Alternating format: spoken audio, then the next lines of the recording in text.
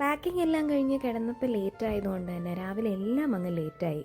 ട്രിവാൻഡ്രം എയർപോർട്ടിൽ നിന്ന് ഏകദേശം 6:30 നമുക്ക് ഫ്ലൈറ്റ് ഉണ്ടായിരുന്നത്. നമ്മൾ ഏകദേശം അരമണിക്കൂർ മുന്നെയാണ് അവിടെ എത്തിയത്. അത്രയും നമ്മൾ ലേറ്റ് ആയിട്ടുണ്ടായിരുന്നു. എൻ്റെ അമ്മ ഒരുപാട് സങ്കടപ്പെട്ട് നിൽക്കുമായിരുന്നു. ശരിക്കും ഒന്നും യാത്ര പോലും പറയാൻ പറ്റിയില്ല. ലേറ്റ് ആയതുകൊണ്ട് ബാഗ് സാധനങ്ങളൊക്കെ എടുത്തുകൊണ്ട് ഞങ്ങൾ ഓടുമായിരുന്നു.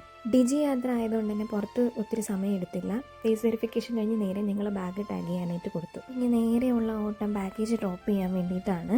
ഓൾറെഡി അവിടെ ബോർഡിംഗ് സ്റ്റാർട്ട് ചെയ്തതുകൊണ്ട് തന്നെ ഇനി നമ്മുടെ ബാഗേജ് അക്സെപ്റ്റ് ചെയ്യില്ല എന്നവർ പറഞ്ഞു.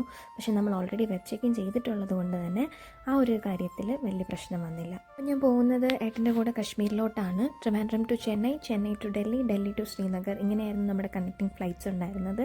അങ്ങനെ സെക്യൂരിറ്റി ചെക്കിംഗ് ഒക്കെ കഴിഞ്ഞ് ഞങ്ങൾ നേരെ ഗേറ്റിൻ്റെ അങ്ങോട്ടേക്ക് വന്നു. അവിടെ നമുക്ക് ഇൻഡിഗോൻ്റെ ബസ് ഉണ്ടായിരുന്നു ഫ്ലൈറ്റിൻ്റെ അങ്ങോട്ട് പോകാൻ വേണ്ടിയിട്ട്. ഏകദേശം പാസഞ്ചേഴ്സൊക്കെ കയറിയിട്ടുണ്ടായിരുന്നു. ഞങ്ങൾ കുറച്ച് ലേറ്റാണ്, എന്നാലും കുഴപ്പമില്ല. ഇതെൻ്റെ സെക്കൻഡ് കശ്മീർ യാത്രയാണ്. അതുകൊണ്ട് ഞാൻ അത്യാവശ്യം വീണ്ടും എക്സൈറ്റഡ് ആണ് പോകാൻ വേണ്ടിയിട്ട്. രാവിലെ ആയതുകൊണ്ട് തന്നെ അത്യാവശ്യം നല്ല തണുപ്പുണ്ടായിരുന്നു.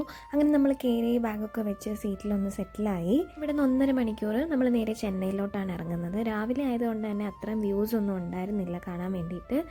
ഇന്നലെ ശരിക്കും ഉറങ്ങാത്തതുകൊണ്ട് തന്നെ നല്ല ക്ഷീണം ഉണ്ടായിരുന്നു. ഒന്ന് ഉറങ്ങി എണീറ്റപ്പോഴത്തേക്ക് ഞങ്ങൾ ചെന്നൈ എത്തിയിട്ടുണ്ടായിരുന്നു. ഏകദേശം എല്ലാവരും ഇറങ്ങിയിട്ടുണ്ടായിരുന്നു. ഞങ്ങളായിരുന്നു ലാസ്റ്റ്. ബാക്കി വിശേഷം നെക്സ്റ്റ് വീഡിയോയിൽ.